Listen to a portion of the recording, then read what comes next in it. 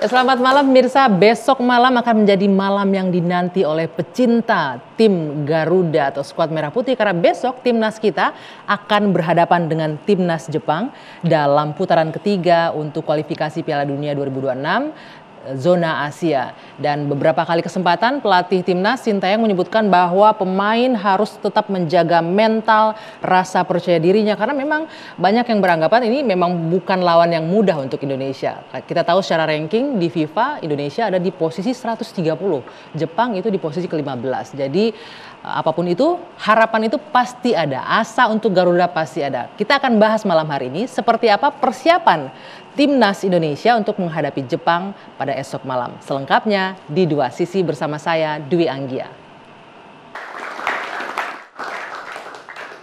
Ya, banyak pemirsa yang beranggapan ini nggak gampang ya dalam match day kelima di grup C ini karena yang dilawan adalah tim dengan skor paling banyak ini dengan 10 skor dalam beberapa laga untuk Jepang. Dan kita akan berdiskusi kira-kira akan bermain seperti apa besok menghadapi Samurai Biru. Saya akan menghadirkan sejumlah narasumber yang sudah ada di sini bersama saya. Dari ujung sebelah sana ada Bung Arya Sinulinga, Exco PSSI. Selamat malam Bung Arya. Dan juga ada Bung Greg Nwokolo, mantan pemain timnas Indonesia. Selamat malam Bung Greg. Ada juga Bung Ibnu Jamil, ini selebriti yang pecinta bola, juga mantan host sepak bola dulu ya, host bola juga. Selamat malam. Dan yang ditunggu-tunggu oleh pemirsa dan juga netizen, Bung Tommy Welly. Selamat malam Bung Towel.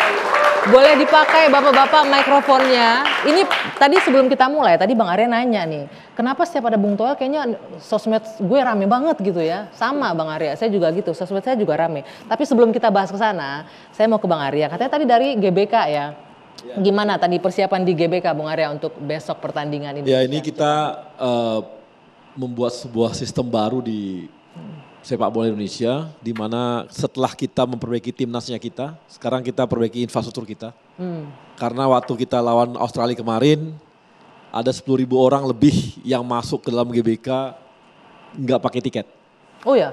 Ada. Dan itu cukup memenuhi dan di atas di apa, waktu lawan Australia itu kita agak, sebagai pengurus kita udah agak nggak konsen antara nonton dengan menjaga kekhawatiran, keamanan dan lain-lain ya. Ini kan berbahaya gitu. Maka kita ada 2 evaluasi besar yang dilakukan oleh Pak Ketum, Pak Erick Thohir.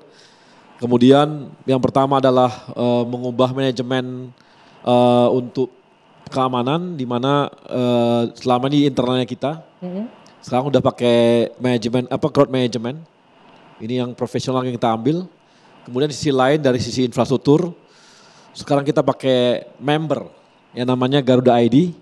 Jadi pembelian tiket pakai Garuda ID, kemudian setelah itu pakai CCTV, itu CCTV-nya udah bisa ngecek semua. Jadi kalau kita ada merokok saja gitu ya, bakal ketangkap langsung. Ketangkap, langsung ada ID-nya, jangan harap bisa ke depan bisa lagi. nonton timnas lagi. Luar biasa. Jadi hati-hati kalau misalnya Bung Towel bawa teman yang bukan teman biasa ada dibawa. Face recognition gitu ada ya? face recognition ketahuan nanti karena CCTV-nya itu bisa langsung gitu. Langsung ini jadi panjang. Hati-hati tuh Bung Towel tuh. Kenapa langsung Bung Towel sih? Enggak, karena pesan mata saya langsung ke Bung Towel. Gitu. Jadi ini sebuah revolusi besar juga yang kita lakukan. FIFA kan sama AFC turun juga untuk melakukan pengawasan. Ini sangat bagus dan mereka bilang kalau ini jalan dengan baik, maka ini adalah untuk kualifikasi Piala Dunia seluruh dunia. Baru pertama kali di dunia melakukan hal yang seperti ini. Jadi ini akan jadi ini ya benchmark akan diterapkan. Kalau nanti. ini bisa dilakukan dengan baik, ini akan didorong di AFC. Itu jadi dipakai. Jadi ini sebagai kita PSSI berharap kami nggak hanya melakukan revolusi di permainan gitu ya, tapi kita melakukan revolusi di bidang supporter dan di bidang keamanan supporter. Oke, luar biasa. Jadi tadi itu secara infrastruktur. Tadi kita cek. Kita cek, kita udah tes.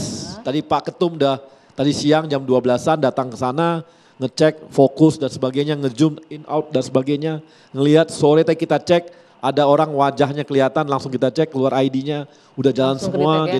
Jadi nggak bakalan ada nih calo-calo yang jual tiket-tiket bodong itu penonton bisa masuk itu nggak ada ya Bang Arya ntar ya? Kan calo Indonesia selalu lebih canggih. Mungkin sekali kita 2 kali menang, berikutnya dia ketiga kalinya menang lagi dia. Makanya kita ubah lagi gitu. Luar Tapi biasa. enggak lah, kita harap sih nggak nggak ada lagi yang seperti kemarin lah ya. Oke. Nggak ada lagi yang seperti kemarin karena sekarang terkontrol banget, nggak Oke. bisa. Bang Arya. Bahkan komplemen pun, bayangin nih komplemen, kan biasanya ada komplemen kita untuk para pejabat atau apapun namanya gitu ya, atau sponsor gitu ya. Itu pun mereka harus punya Garuda ID.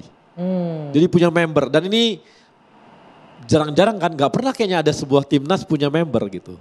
Dan dia membernya adalah Garuda ID, sekarang udah ada 300.000 lebih udah yang menjadi membernya kita. Oh keren. Jadi sudah besar betul, kapasitas lapangan kita GBK hanya 65.000 loh. 60.000 sampai 65.000. Sementara yang sudah punya member 300.000-an. Jadi dan kemarin udah waktu kita jual tiket pakai Garuda ID itu udah ludes, udah habis. Jadi malah Jepang sama Arab Saudi udah habis bener. Tiket udah Nggak ada nggak lagi. Oke. Nah, itu secara teknis ya, Ya, teknis. infrastruktur dan lain-lain. Nah, secara kesiapan pemain, tadi masih sempat ada latihan, udah lengkap semua pemain malam hari ini? Ya Persiapannya gimana? sudah lengkap kemarin terakhir Kevin Dix ya. Terakhir datang ya. Ya kebetulan bareng juga kami pulang gitu ya. Kan, Oke. jadi udah pulang kan jaga anak ya supaya jangan nanti belok kiri belok kanan gitu ya. Bercanda gitu. Jadi langsung supaya bisa main Langsung gitu. diisolir nih Langsung malam main. hari Kevin ini. Dix kan udah ini ya. Mudah-mudahan bisa mengisi banyak kekosongan kita juga gitu. Oke, dengan komposisi pemain yang sekarang ini kan banyak nih pemain-pemain yang akhirnya diaspora lah kita nyebutnya ya dari luar yang darah-darah Indonesia, keturunan Indonesia memperkuat timnas. Dengan komposisi yang sekarang seberapa yakin nih Bung Arya kita menghadapi tim Samurai besok? Satu hal memang kita nggak boleh sombong gitu ya. Memang betul kita ranking 120-an, 130.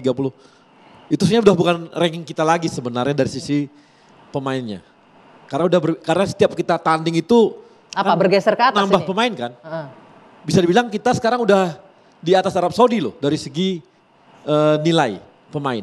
Oke. Itu artinya kan kualitas pemain kita lebih di atas mereka sebenarnya. Jadi sebenarnya ranking ini sebenarnya udah agak semu sebenarnya. Tapi yang kita lawan ini kan Jepang. Jepang paling tinggi posisinya di 15 negara sekarang. Asia. 15 posisinya di 15 negara loh. Asia. Jadi jauh dan dia pemain-pemain dia ada di Berlaga di klub-klub Liga Eropa Inggris banyak. gitu ya dan sebagainya gitu ya. Jadi ya dan mereka punya kompetisi yang sangat baik dan sebagainya gitu. Jadi Jepang ini berat. Ketar-ketir juga nih kayaknya PSSI ngeliat. Bukan ketar-ketir. Saya rasa ini kan cukup komposisi cukup bagus ya. Oke, kita Ada tanya. Indonesia, ada darah Indonesia Belanda lawan Jepang.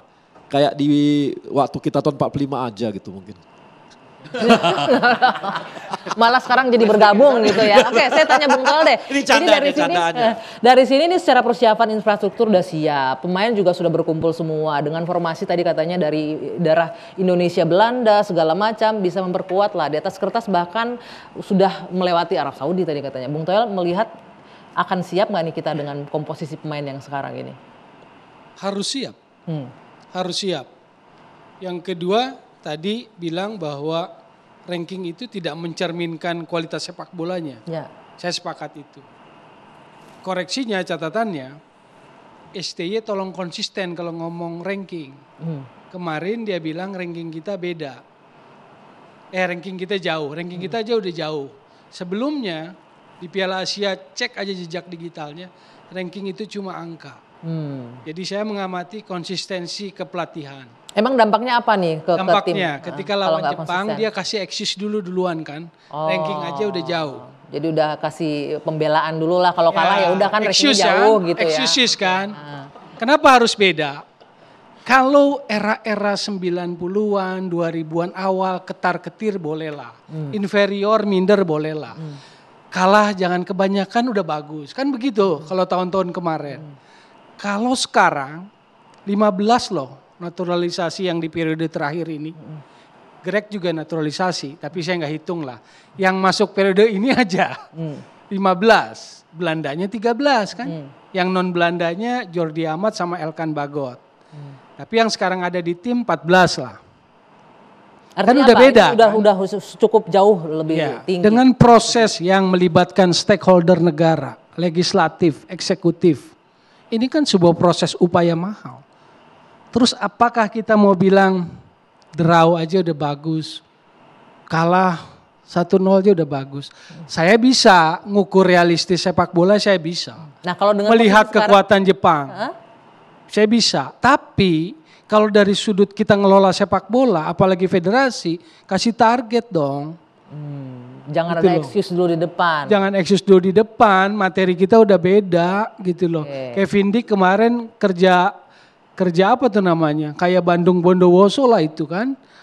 Prosesnya Dalam semalam itu. sebentar singkat Ya sekali. anggaplah karena ada Bang Arya yang ngerjain. Kan pulangnya Tepuk tangan bareng. dong buat Bang Arya dong. Yang Dari sudah berhasil Copenhagen membawa katanya pulang kan? Kevin Dick. Bukan saya ini kan anak Medan doang. Yang ngeri ketum kita itu loh. Oh iya. Kenapa kok Anda kayaknya dengan Bandung Bondowoso tuh kayaknya kayak nggak Nah, rela gitu. sekarang Kenapa sih? kalau dikasih materi seperti itu, mau inferior, mau kita Harusnya sama lebih seperti tahun confidence gitu ya. 90-an, tahun 2000-an, kalah aja asal jangan banyak udah bagus. Lawannya Jepang sih. Jadi kita harus kasih target yang tinggi dalam konteks kita ingin membangun sepak bola kita termasuk timnas. Dalam hal ini saya sebagai pengamat mengingatkan federasi. Nggak bisa seperti orang awam yang bilang ya udahlah sama. Ya terus apa artinya naturalisasi? Oke. Oke, menurut Bung Toel target yang paling realistis versi Bung Toel dengan datangnya Kevin Dix. Jangan Besok cuma hasilnya Kevin berapa? Dick dong. Iya, dengan datangnya Iya. penambahan dong Iya. maksud saya. Oke. Dengan penambahan Kevin Dix kekuatan Datanya Indonesia ya? sekarang ya. Oke, ditahan dulu. Oh, Jeda, tahan ini dulu, katanya tahan harus dulu. jeda dulu nih. Sebelum Oke. dijawab nanti jeda. Menurut Bung Toel gimana yang paling realistis ya dengan hadirnya Kevin Dix? Usai jeda dijawab di Dua Sisi.